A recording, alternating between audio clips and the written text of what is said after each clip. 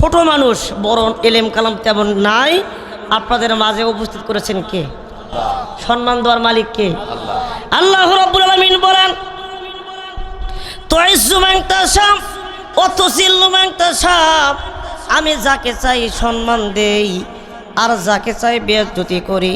আমি যাকে চাই চেয়ারম্যান বানাই, মেম্বার বানাই, প্রধানমন্ত্রী বানাই, আর যাকে চাই এই চেয়ার টেনে হেসড়ে বাংলার জমিন থেকে পালাতে বাধ্য করি। কথা কোন ঠিক না বেঠি? আমি সম্মান দেওয়ার মালিক। এই সম্মানের আয়াতায় যদি তোমরা থাকো, তোমাদেরকে আমি আল্লাহ ঘোষণা দিলাম, লাআল্লাকুম তুফলিহুন, আমি আল্লাহ পাক তোমাদেরকে বিজয় দান করব। বিজয় দিবেন কে ভাই? যারা বলেন কে? তাহলে আল্লাহ যদি আমাদেরকে বিজয়ী দেন, আপনার আমার টেনশন করা লাগবে? আল্লাহ যদি জান্নাত দেন, টেনশন কোনো কারণ আছে?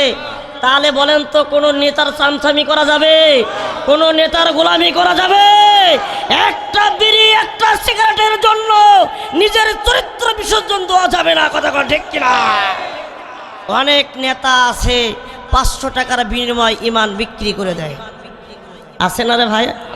আমি আপনাদের এলাকার কথা বলছি না ভাই, আমার এলাকার কথা বলছি।